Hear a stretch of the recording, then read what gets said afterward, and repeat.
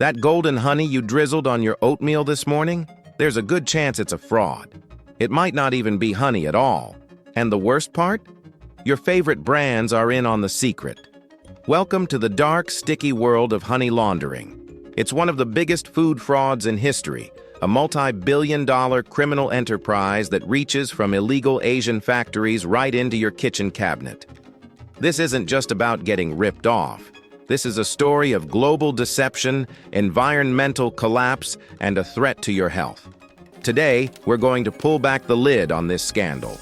We'll uncover exactly what honey laundering is, how criminals get away with it on a massive scale, and why the brands you trust are often the most guilty. And most importantly, I'll show you how to protect yourself. So, what exactly is honey laundering? To put it simply, it's the process of hiding the true identity and origin of honey to sell it for a higher price. Think of it like money laundering, but for a food product. The goal is to take cheap, low-quality, and sometimes dangerous honey and pass it off as premium, pure honey from a legitimate source. There are three main ways this criminal operation works, and they are often used together in a devastating combination. First, there's adulteration. This is the most common trick. Criminals take a small amount of real honey and dilute it with cheap, tasteless syrups. We're talking about high fructose corn syrup, rice syrup, beet syrup, or other sugar concoctions that cost a fraction of the price to produce. These fillers are chemically similar enough to sugar that they can often fool basic purity tests. So you're paying a premium for what is essentially just sugar syrup with a hint of honey flavor. All the nutritional and antibacterial benefits you expect from pure honey, gone. Second, there's a process called ultrafiltration. Now, filtering honey sounds like a good thing, right? It removes impurities like wax and bee parts. But ultrafiltration is a much more aggressive process. It uses high pressure to force honey through extremely fine filters. This process is so intense that it removes all the pollen. Why is that a problem? Because pollen is honey's fingerprint. Forensic scientists can study the pollen in honey to determine exactly what plants the bees visited and therefore what country or even region the honey came from. By removing the pollen, launderers erase the evidence of the honey's true origin. It becomes a blank slate, a ghost honey that can be given any identity they want. And that brings us to the third and most sophisticated part of the scheme: transshipment and origin masking. Many countries, particularly in North America and Europe, have placed high tariffs or outright bans on honey from certain nations due to poor quality standards, contamination with illegal antibiotics, or heavy metal pollution. China has historically been a major source of this problematic honey. To get around these tariffs and bans, brokers create a fake paper trail. They'll ship the adulterated, ultra-filtered honey from China to a transit country like Malaysia, India, or Thailand. There, the honey is given new labels and false documents claiming it was produced in that transit country. This now laundered honey is then shipped to its final destination, completely bypassing the original bans and tariffs. This isn't a small-time scam. We're talking about an industrial-scale operation. In one of the biggest food fraud cases in U.S. history, dubbed Operation Honeygate, federal investigators uncovered a scheme that had illegally smuggled laundered honey worth over $80 million into the country. But that was just the tip of the iceberg. Experts estimate that as much as 1/3 of the honey sold in North America is adulterated or has a fraudulent origin. So why is this such a massive problem? It goes far beyond just getting a subpar product. It's destroying honest beekeepers. Beekeepers who produce pure, high-quality honey simply cannot compete on price with criminals selling sugar syrup. The market gets flooded with cheap, fake honey, driving down prices and pushing legitimate, family-run apiaries out of business. Many beekeepers who have been in the trade for generations are being forced to give up. It poses a potential health risk. Real honey is a natural product with known benefits. Fake honey is just empty calories, but it can be worse than that.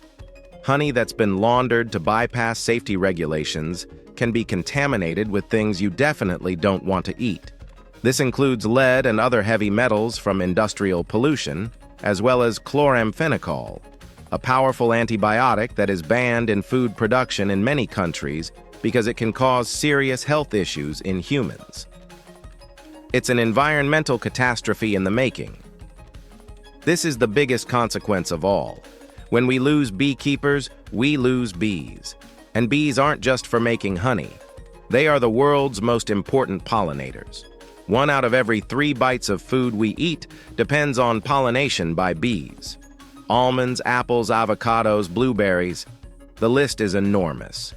By driving beekeepers out of business, the honey laundering industry is directly threatening the stability of our food supply. Fewer bees means lower crop yields, higher food prices, and a devastating blow to biodiversity. So who are the guilty parties?